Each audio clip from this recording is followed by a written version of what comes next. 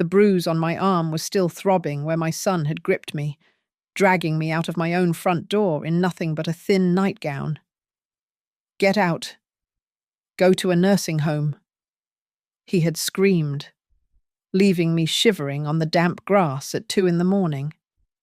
He and his wife thought I was just a helpless, senile old woman they could discard. They had no idea I was holding a secret worth $8 million. My name is Margaret Doyle. I am 68 years old, a widow, and until 20 minutes ago, I was sleeping in the house my husband and I built in Westfield Ridge, Colorado. Now I was standing on the front lawn, the cold dew soaking through my thin slippers. The echo of my son Eric's voice still rattled my bones. "Get out. Go to a nursing home," he had yelled, the sound tearing through the quiet suburban night like a gunshot. He had not just asked me to leave. He had dragged me. I could still feel the phantom pressure of his fingers digging into my upper arm, a grip so tight I knew it would bloom into a purple bruise by morning. My feet had stumbled over the hardwood floor as he pulled me toward the door. I had tried to grab the doorframe, pleading with him, but Madison, his wife, had only checked her watch. "Hurry up, Eric," she had said, her voice devoid of any warmth. "I need to get this place scrubbed down. The assessors from Everhaven Village are coming next week, and it smells like old people in here." The heavy oak door slammed shut behind me, engaging the deadbolt with a final click. I stood there shivering in the biting spring air, the temperature dropping well below 50 degrees. I clutched a flimsy plastic grocery bag to my chest. It contained my blood pressure medication and a handful of crumpled papers I had managed to snatch from the bedside table. Then, the garage door opened. Eric's silver SUV backed out, the headlights blinding me for a second before he shifted gears. He did not look at me. He just drove away, the taillights disappearing down the street without a single brake light flashing in hesitation. The silence left behind was louder than his shouting. His earlier words played on a loop in my head. "Mum, you are not lucid anymore." He had screamed while I was trying to make tea. "You keep forgetting bills. What if you burn the house down? Who is liable then?" It was always about liability. It was always about money. "You are poor. Mum," he had said, "you only have this house. You have to sign it over to us to manage. It makes financial sense." They had made me feel small. They had made me feel like my life was already over, just a ledger of debts and burdens waiting to be closed. A light flickered on in the house next door. Through the gap in the curtains, I saw a face. It was Calvin Marsh. He was a big man, heavy set, but surprisingly light on his feet for someone in his 70s. He pushed the curtain aside, and our eyes met across the dark expanse of the lawn. I wanted to sink into the ground. I wanted to disappear. But the front door of his house opened, and he stepped out onto his porch. He moved quickly, crossing the property line with a heavy wool coat in his hands. He wrapped it around my shoulders without asking, the fabric smelling of cedar and pipe tobacco. "Come inside, Margaret," he said firmly. I tried to pull away, my teeth chattering. "I do not want to be a bother." "Calvin," I stammered, my pride warring with my freezing limbs. "It is just Eric. He is just stressed at work. He is only angry. He will come back." Calvin did not argue. He just guided me toward his warm kitchen. The kitchen was bright and smelled of peppermint tea. The whistle of a kettle on the stove was a sharp contrast to the cold void outside. Calvin sat me down at his small wooden table. "Do you have anywhere else to go?" "Margaret," he asked gently, sliding a steaming mug toward me. I stared at the steam rising from the cup. "No," I whispered. "Eric said he secured a bed at a facility. He said he sold the house. He told me I signed everything over weeks ago. I do not remember signing a deed, but maybe I did. Maybe I am as confused as they say." I gripped the plastic bag tighter, the crinkle of the plastic loud in the quiet room. A corner of the papers stuck out. Calvin's eyes dropped to the exposed document. I saw his gaze fixate on the logo printed there. Northbridge Eldercare Holdings. His expression shifted. The sympathy in his eyes hardened into something else, something darker and more alert. He knew that name. I felt tears pricking my eyes, the total weight of my helplessness crushing me.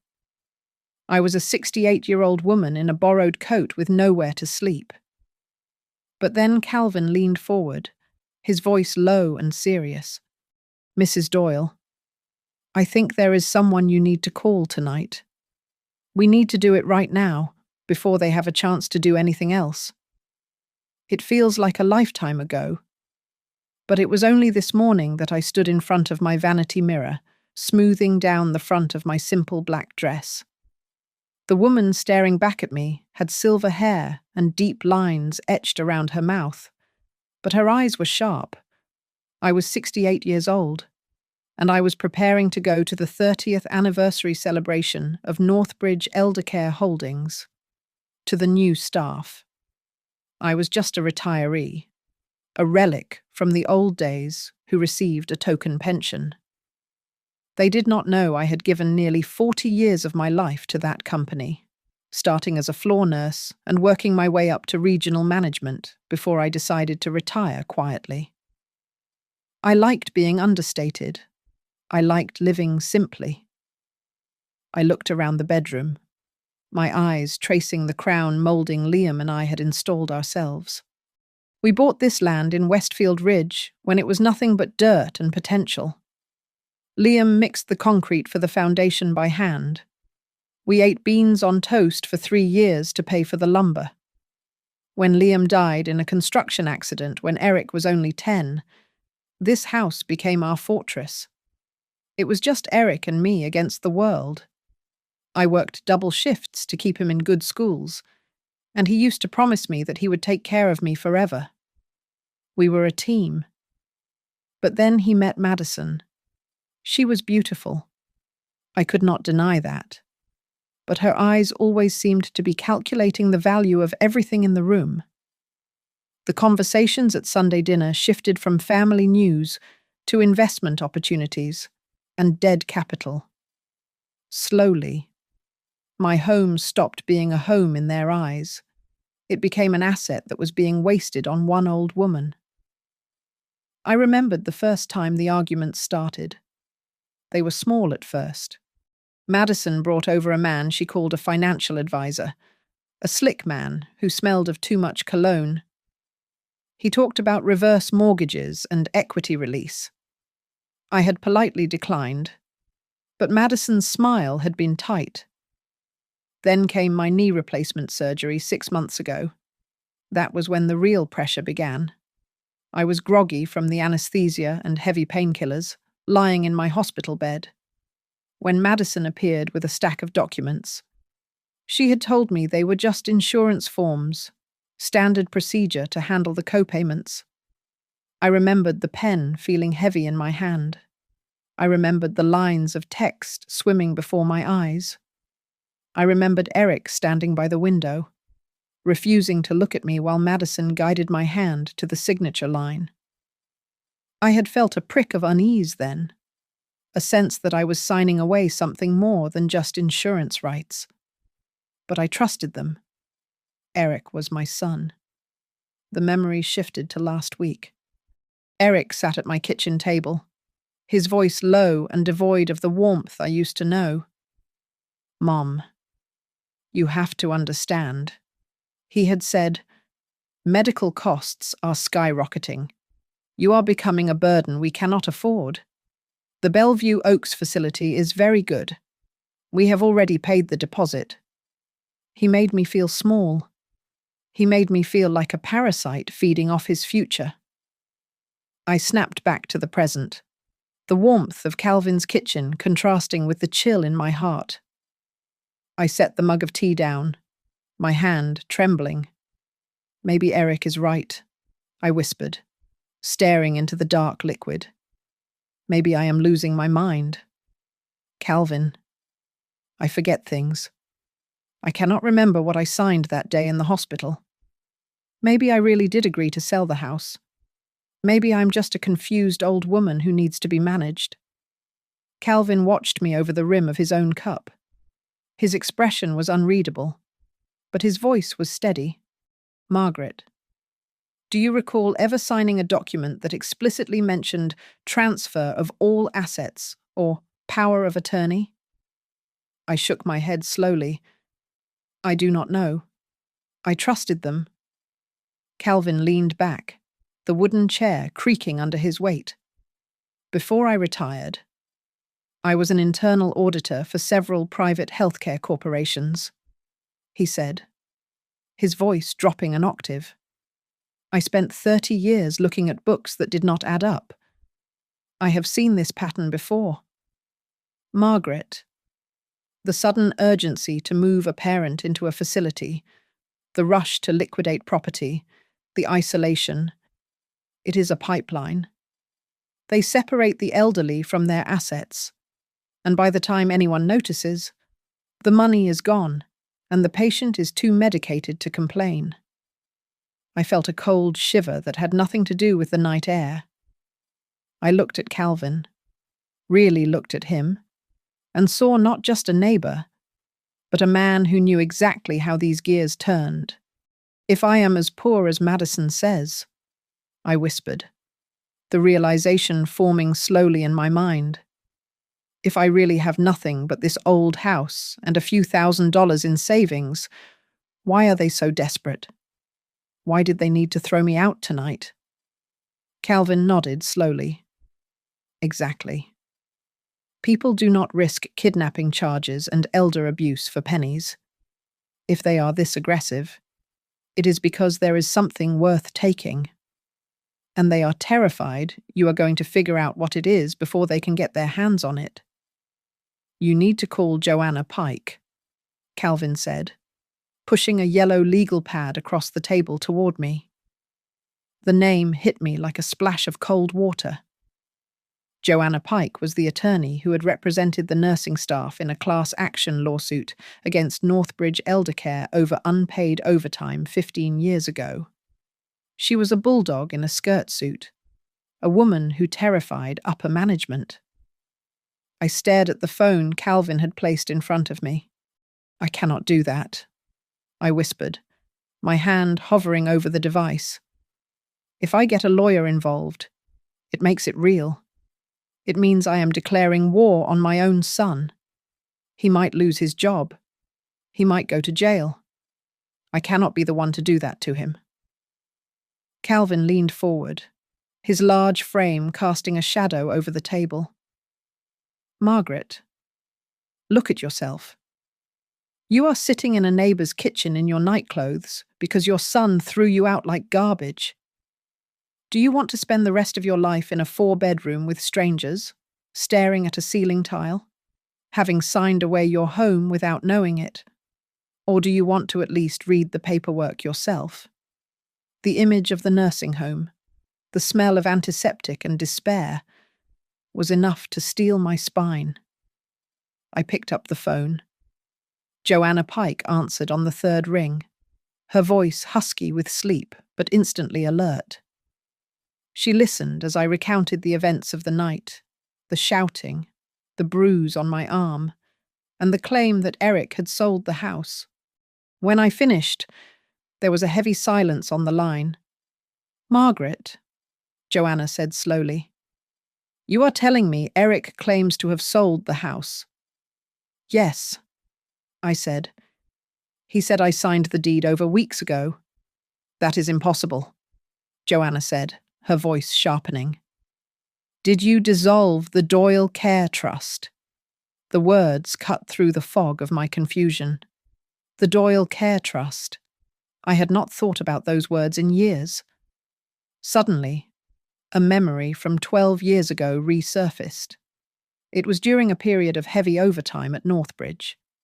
I had seen how easily a medical malpractice lawsuit could wipe out a family's savings. Terrified of losing everything Liam and I had built, I had asked Joanna to draft a trust. I had transferred the deed to the house and my employee stock options into it to shield them from liability. I gripped the phone tighter. No, I said. I never dissolved it. I barely remembered it existed until just now. Then Eric cannot sell the house, Joanna stated firmly. On paper, you do not own that property directly. The Doyle Care Trust owns it. Unless you, acting as the trustee, signed a specific dissolution order which would have to come through my office, any deed he has is not worth the paper it is printed on.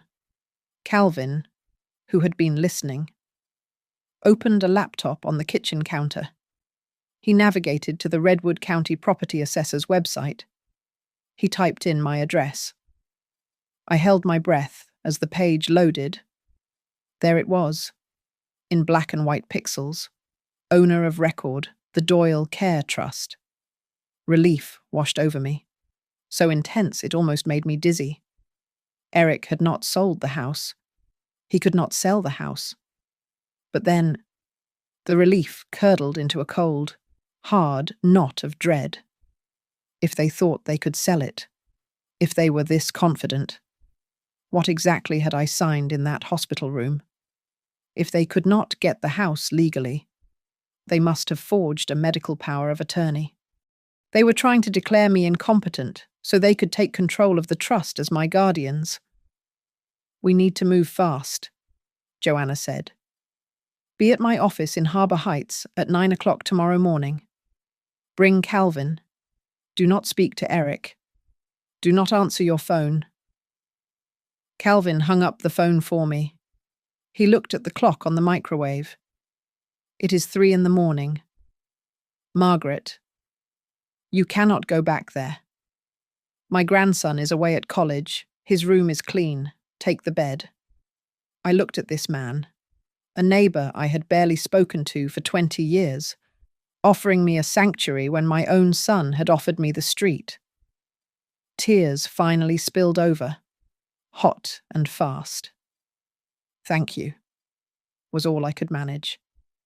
I lay in the strange bed, staring at the ceiling. The adrenaline was fading, leaving behind a deep, aching sorrow.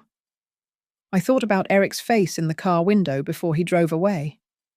I had thought it was just coldness, but now, replaying it in the dark, I saw something else. His eyes had been wide, his jaw clenched tight. It was not just anger, it was panic.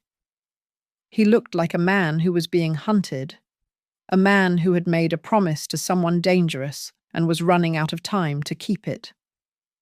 The morning sun that hit the glass facade of the law firm in Harbour Heights was blinding, a sharp contrast to the dark, suffocating atmosphere of the house I had been forced to leave. I stepped out of Calvin's truck, feeling small against the towering steel structure. I smoothed the wrinkles in my dress, conscious of my worn shoes on the pristine pavement. Calvin placed a steady hand on my shoulder. Do not let the thick carpet and the shiny glass scare you. Margaret, he said, this is still our ground. We are just fighting on a different battlefield now, miles away, in the home that was supposed to be mine. The morning was playing out very differently. I can picture it clearly now, based on the police reports and testimonies that came later. Madison woke up in a house that finally felt spacious to her. She made coffee in my kitchen, enjoying the silence, no longer having to listen for my footsteps.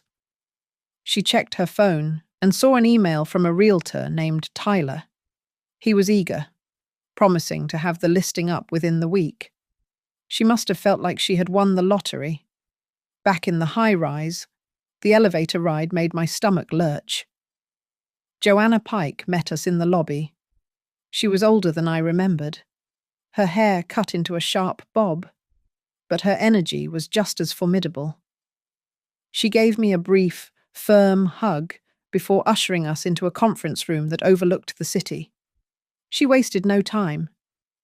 She asked her assistant to bring up every document related to the Doyle Care Trust. "We need a current valuation," Joanna said, tapping her pen on the mahogany table. "We need to know exactly what is in the trust as of today." While Joanna's team worked, Madison was on the phone in my living room. She was talking to her best friend, her voice carrying through the empty house. "We finally broke her down," she said, and I can imagine the smirk on her face. "She is gone.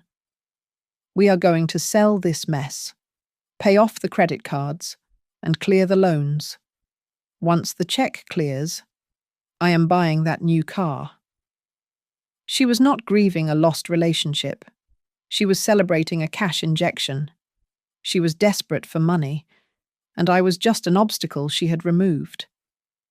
In the conference room, Joanna's assistant returned with a file, her face pale. She handed it to Joanna, who scanned the top sheet. Her eyebrows shot up. She looked at me, then at the paper, then back at me. "Margaret," Joanna said, her voice unusually quiet.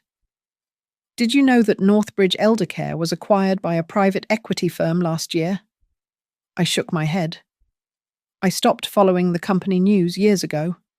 Because you held on to your employee stock options since the 80s, and because you moved them into the trust, they were part of the buyout," Joanna explained. She turned the paper around so I could see the figure. "The stock isn't worth pennies. Margaret. The current value of the assets in the Doyle Care Trust, including the house and the liquidated stock, is nearly $8 million. The room spun. $8 million. I sat there, a woman who clipped coupons and turned off lights to save electricity, realizing I was wealthy, extremely wealthy. And Eric and Madison had no idea. They thought they were stealing a rundown house, unaware they were sitting on a gold mine they could never touch. At that same moment, a luxury sedan pulled up to my curb in Westfield Ridge. Tyler, the realtor, stepped out, ready to measure the rooms. But before he could reach the porch, 2 police cruisers swooped in, blocking the driveway. Officers Ramirez and Hale stepped out, their faces grim. Madison opened the door, a bright, welcoming smile plastered on her face, likely expecting the realtor. Her smile faltered when she saw the uniforms. She probably thought they were there to help her, perhaps to tell her they had found me wandering the streets. "Officers," she said, trying to maintain her composure. "Is everything okay? Did you find her?" Officer Ramirez didn't smile. "We are looking for Madison Clark Hughes," he said. "We are here regarding a complaint of criminal trespassing and illegal residency at a property belonging to the Doyle Care Trust." I can only imagine the blood draining from her face. The words Doyle Care Trust must have hit her like a physical blow. Back in the office, Joanna was already on the next step. She was on the phone with a forensic handwriting expert. "I am sending you scans of the power of attorney documents signed last week," she said into the receiver. "We suspect the signature was obtained under duress or forged entirely. The client was heavily medicated post-surgery. I remembered that day in the hospital. The fog in my brain. The way Madison had guided my hand. It wasn't just carelessness. It was a calculated setup. On my front porch, Officer Ramirez pulled a folded document from his vest. He read it aloud, his voice carrying over the quiet lawn.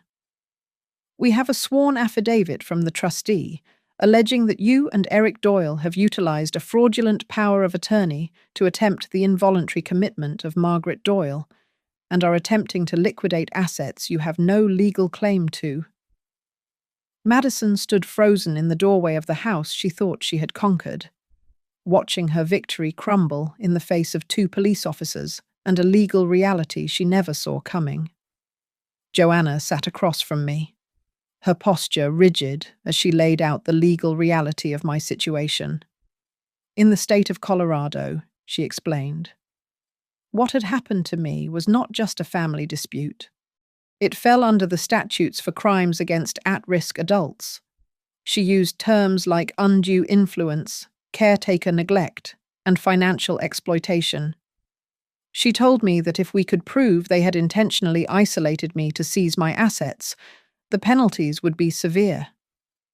I listened to the legal jargon, but all I could hear was the underlying truth. My son could go to prison.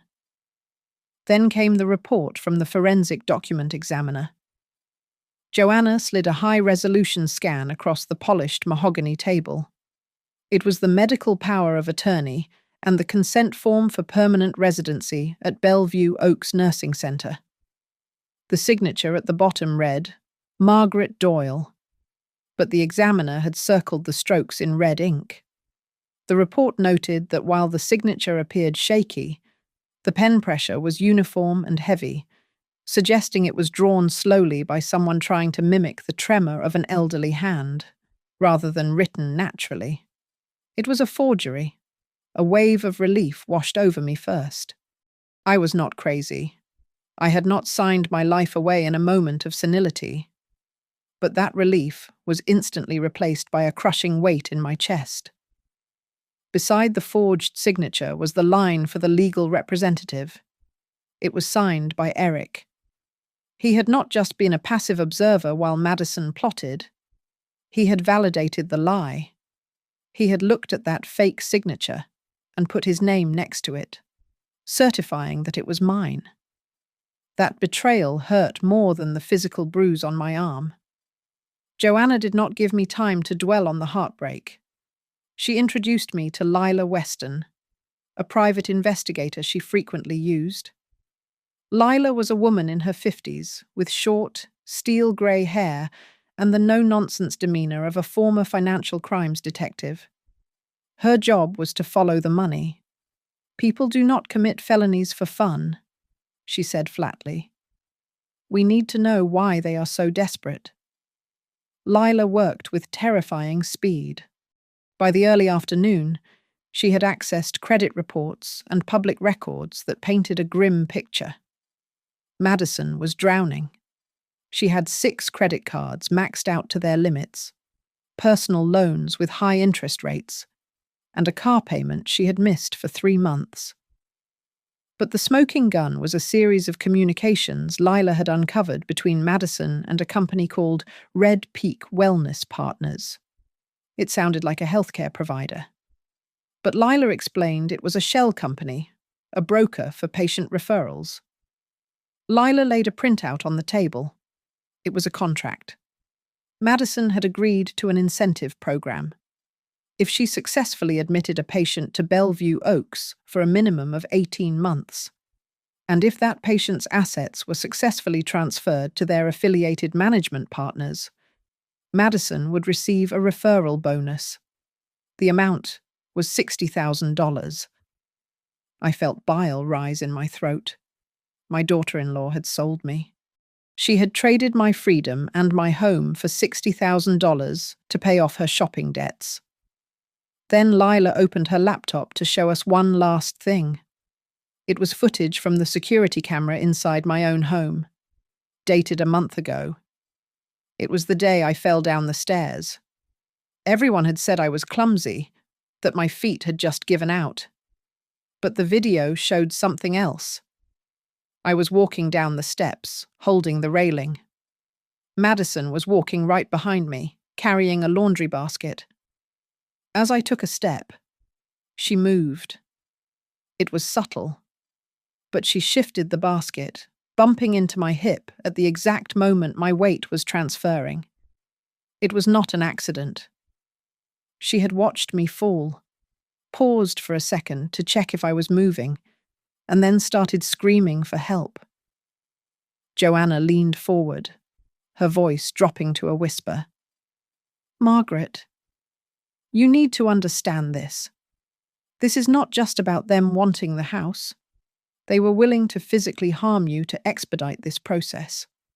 They put your life at risk for money." I looked at the screen, at the frozen image of my son's wife standing over my crumpled body.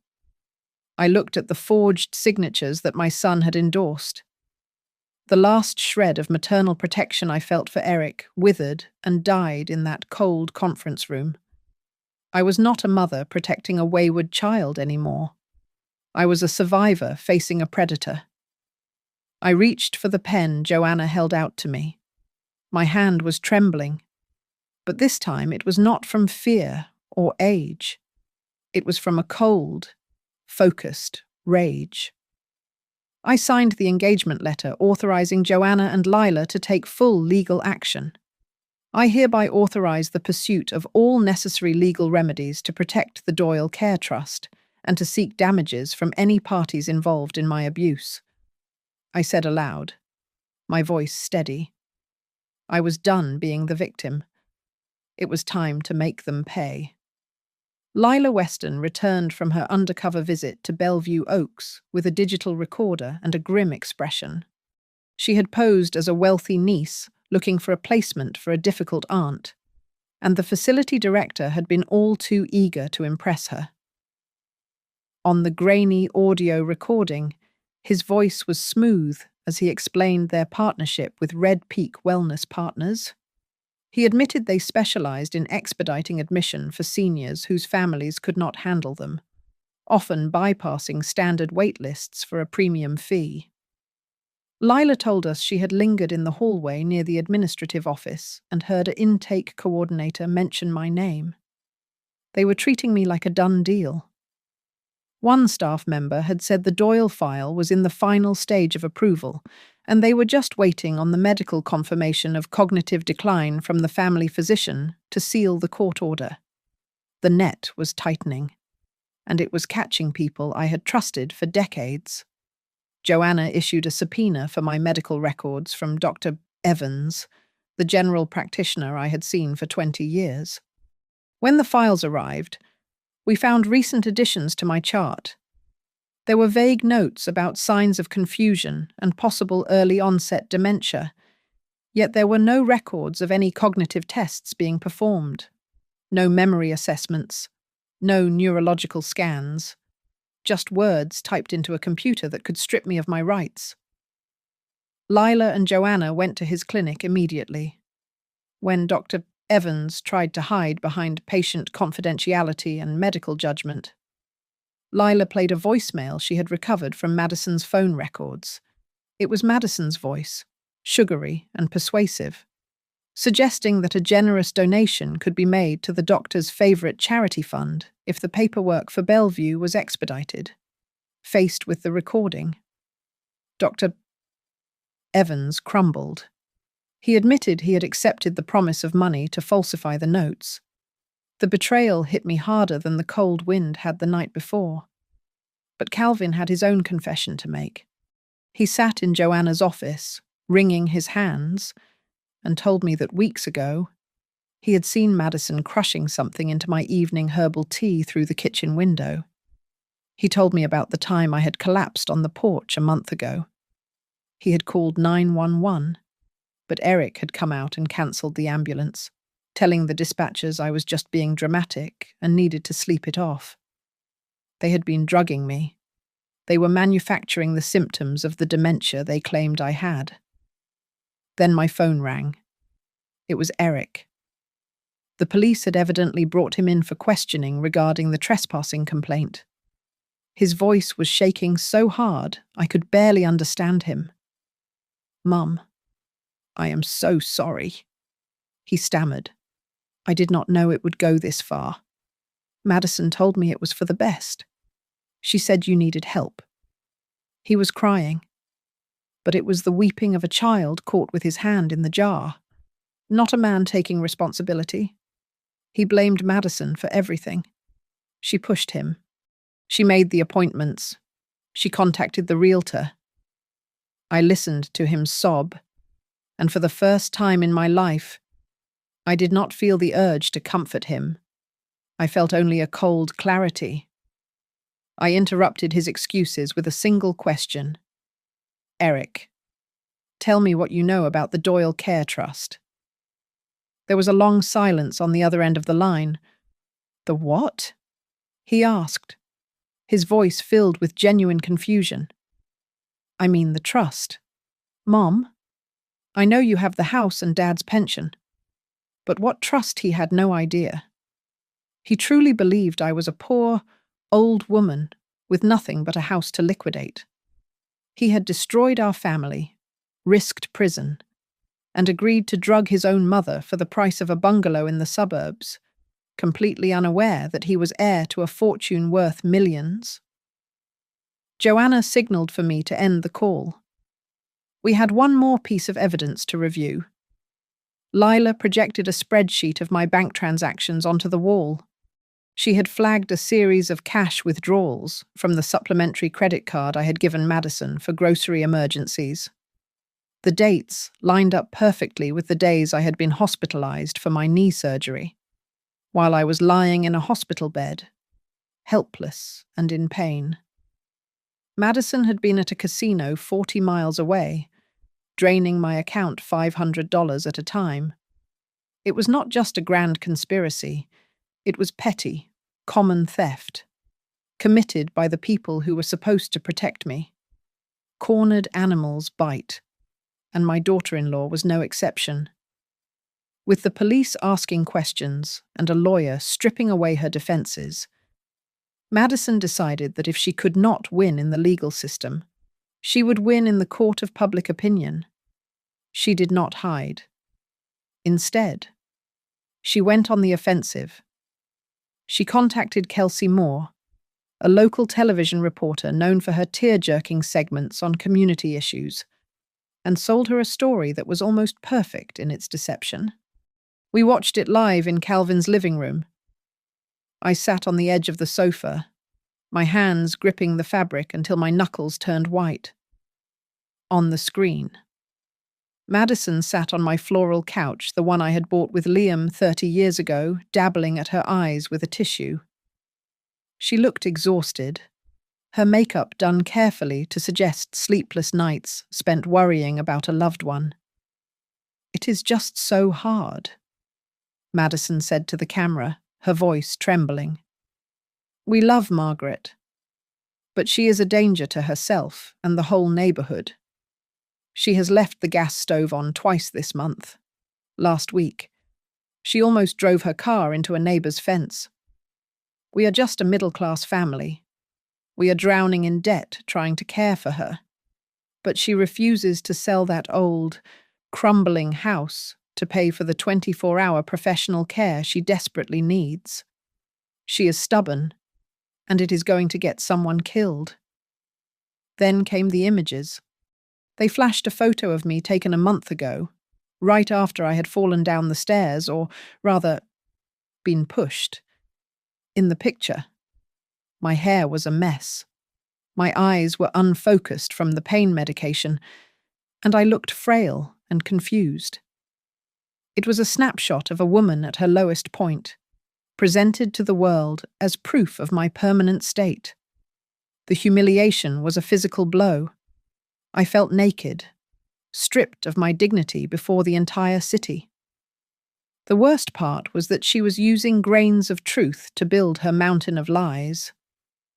I had forgotten the oven once, years ago, when I was distracted by a phone call about Eric. I had cried in the supermarket recently, not because I was confused, but because my knee hurt so badly I could barely stand. She had taken my moments of human weakness and weaponized them into a diagnosis of dementia. I stood up, my whole body shaking.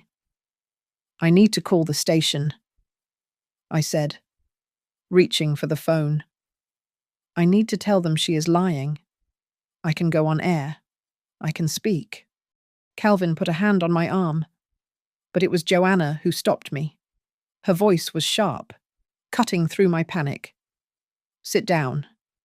Margaret. But they are destroying my name. I cried. If you call them now, you are just a defensive, angry old woman, Joanna said, her eyes hard. They will edit your words. They will cut you off. We do not fight this with sound bites. We do not win by chasing ratings. We win with documentation. Lila, the investigator, was scrolling through a tablet. The segment had already hit social media, and the comment section was a war zone. The town was divided. Half the comments were calling Eric and Madison ungrateful monsters. The other half agreed with Madison, sharing their own horror stories about stubborn elderly parents who refused to go into homes, endangering everyone around them. I had become a symbol for a social debate I never asked to be part of. Then Lila paused. She zoomed in on a single comment posted anonymously below the video link. The user claimed to be a former employee of Northbridge Elder Care. The comment was short but chilling.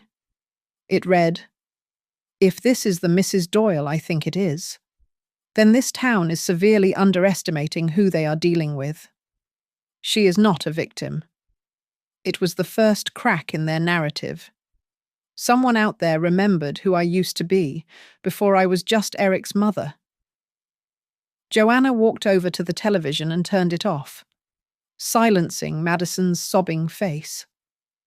She turned back to the large dining table where we had spread out our arsenal. It was a landscape of paper, the contract with Red Peak Wellness Partners, the forensic report proving the forgery, the audio recordings from Bellevue Oaks, and the bank statements showing the theft. "Let them talk on the air," Joanna said, her voice low and dangerous. "Let them spin their stories and cry their crocodile tears.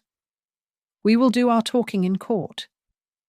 Joanna did not wait for the news cycle to die down. While the town was still debating my mental state on social media, she walked into the Redwood County Courthouse and filed an emergency motion to suspend every power of attorney document I had supposedly signed in the last 60 days. She attached the forensic report on the forged signatures and the affidavit regarding the imminent threat to my financial assets. The judge granted a temporary order within hours. The effect was immediate and catastrophic for my son and his wife. The order legally froze their ability to make decisions for me. When Bellevue Oaks received the court notice, they panicked. Lila intercepted an internal email sent from the facility's legal team to Madison. It was short and brutal, stating that due to unforeseen legal risks, my admission was being placed on indefinite hold and they were reviewing their relationship with Red Peak Wellness Partners. The alliance was cracking. Madison had promised them an easy target, and instead, she had brought a fraud investigation to their doorstep.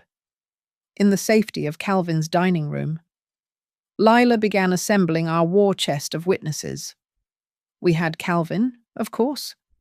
We had the family doctor, who was terrified enough of losing his license that he was now cooperating. We had a senior nurse from Northbridge who remembered me as the sharpest supervisor on the floor. And most importantly, we had a mid-level manager from the corporate office who could testify to the existence of the Doyle Care Trust and the millions of dollars in stock options that I had knowingly protected for decades. But while the legal team celebrated these small victories, I spent my nights staring at the ceiling of a borrowed bedroom. The guilt was a physical weight in my stomach. I was preparing to stand in a courtroom and watch a prosecutor tear my only child apart. I kept thinking of Eric as a toddler, holding my hand, or as a teenager graduating high school. I wondered if there was a way to thread the needle. I wondered if I could destroy Madison, but somehow save him. I brought this up to Joanna the next afternoon.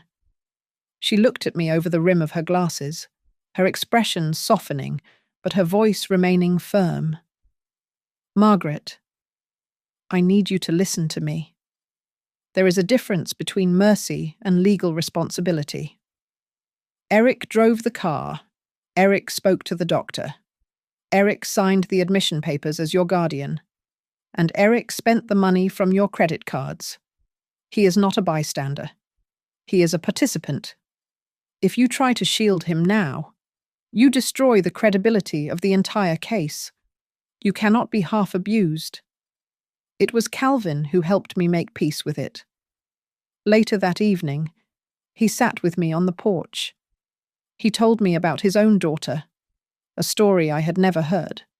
She had struggled with addiction years ago and had tried to guilt him into signing over his savings to pay off a dealer. He told me he had to let the law intervene, not because he did not love her, but because saving her from the consequences would have killed them both.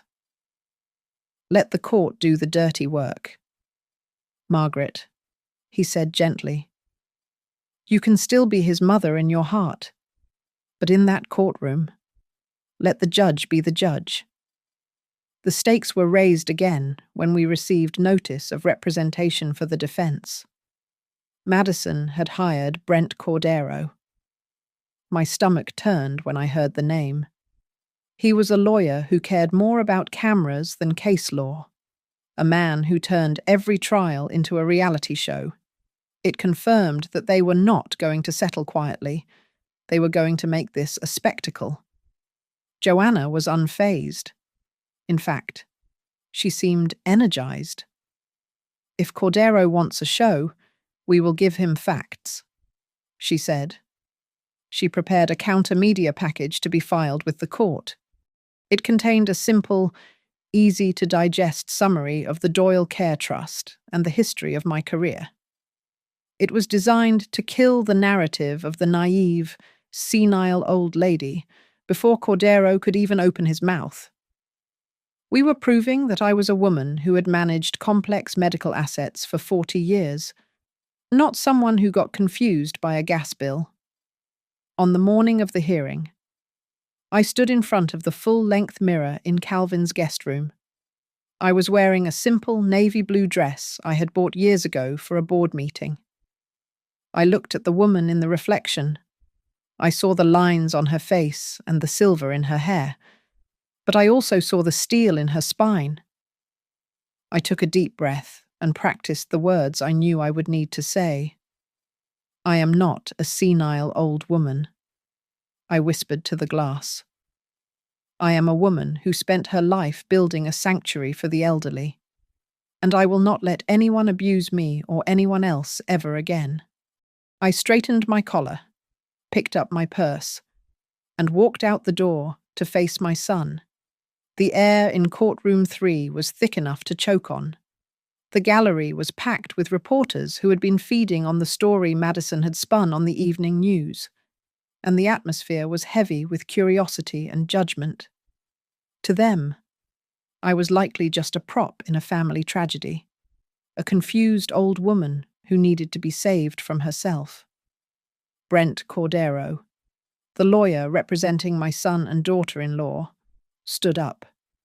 He was wearing a suit that cost more than my first car, and he paced in front of the judge with practiced theatricality. He painted a picture of me that was pitiful. He spoke of a woman who fell downstairs, who forgot to turn off ovens, and whose mind was eroding like a cliff face in the rain. He argued passionately that appointing Eric as my legal guardian and approving my transfer to Bellevue Oaks was an act of mercy, not malice.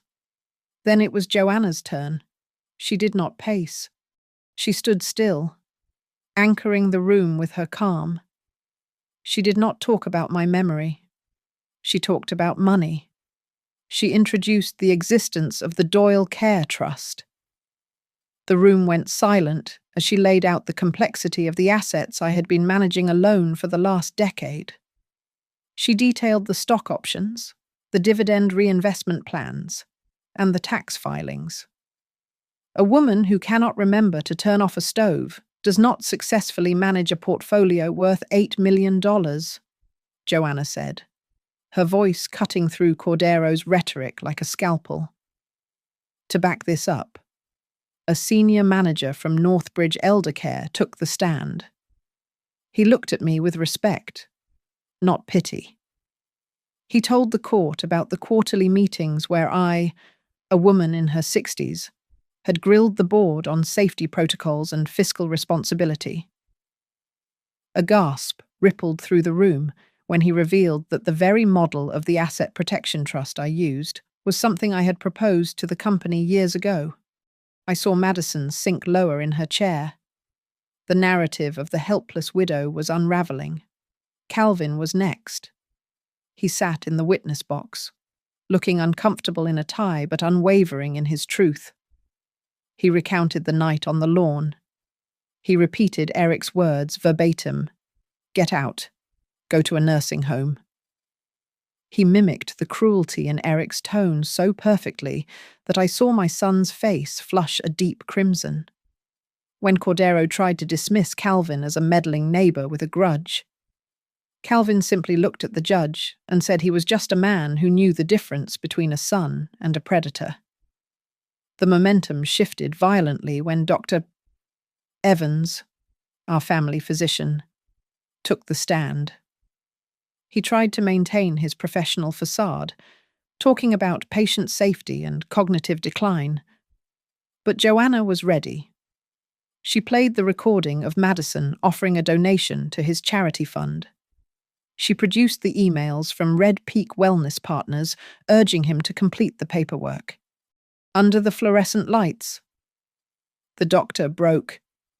He stammered, wiped sweat from his forehead, and finally admitted that he had added the notes about dementia without performing a single cognitive test.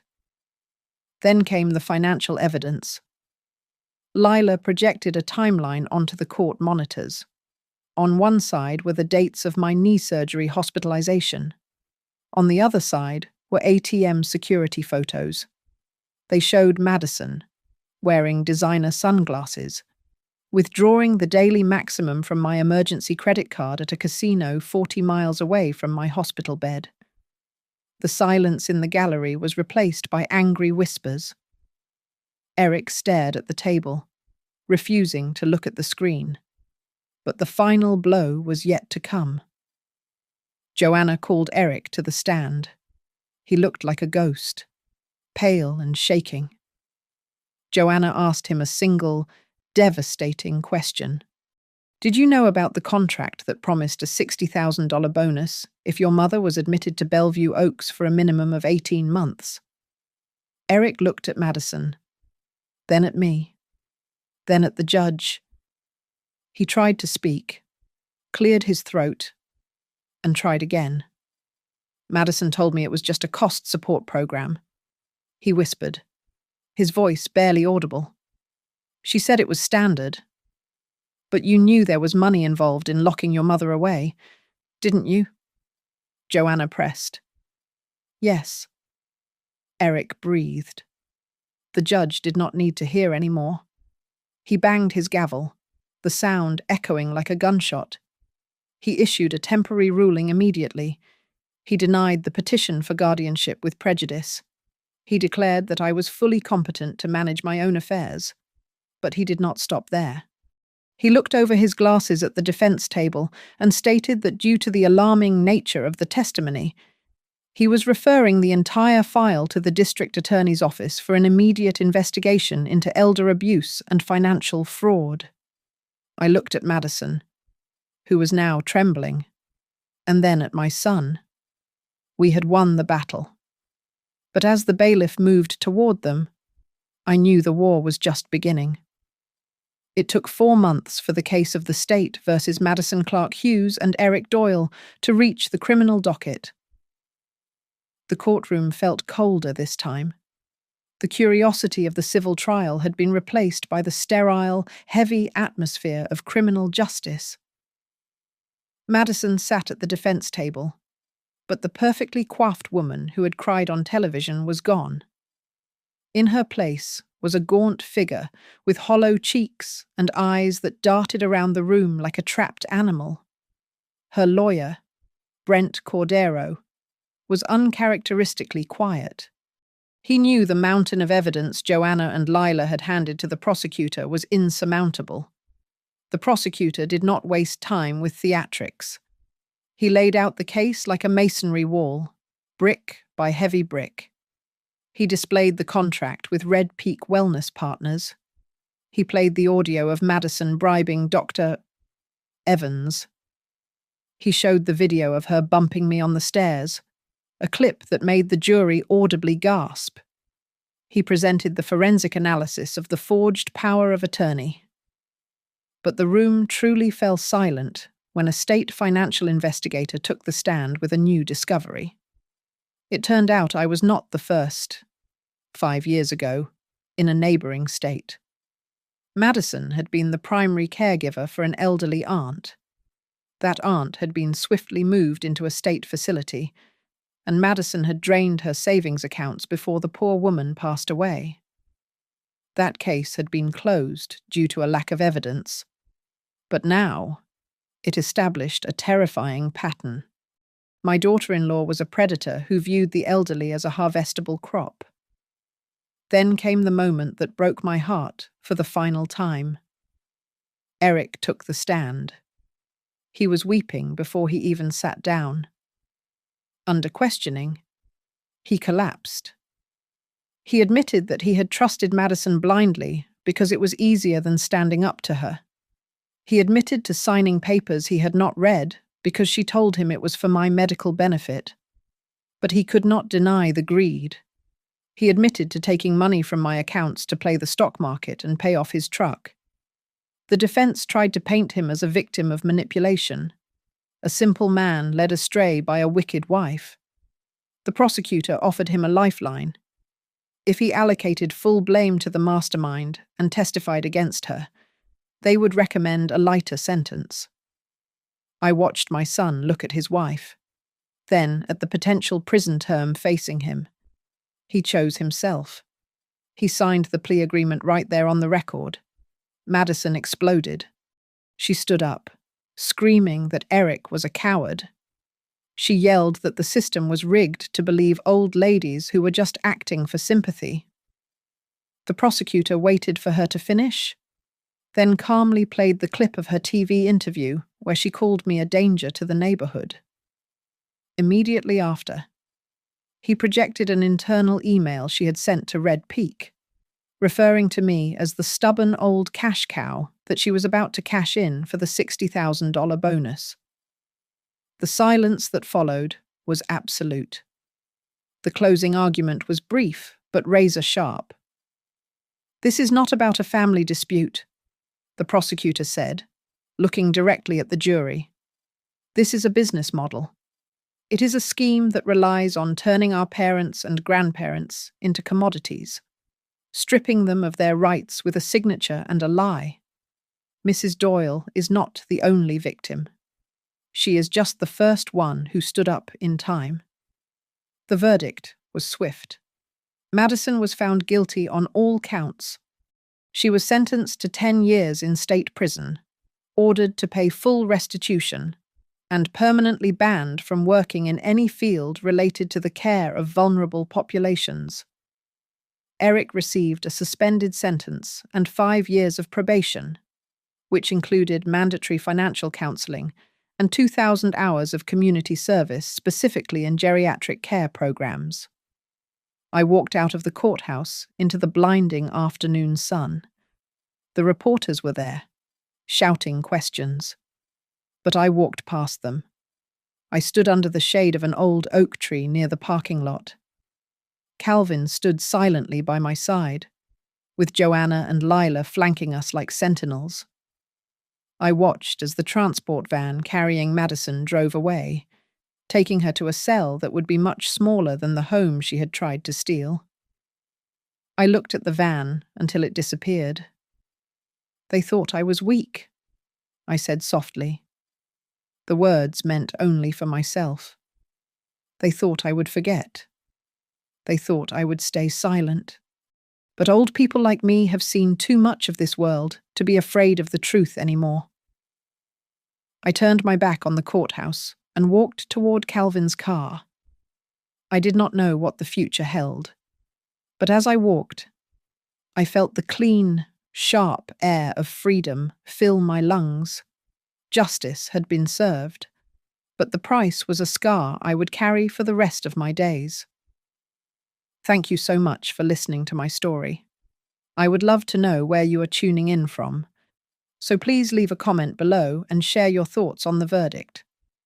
If you want to hear more stories like this, please subscribe to Grandma's Family Diary, like this video, and hit that hype button so we can get this story out to as many people as possible.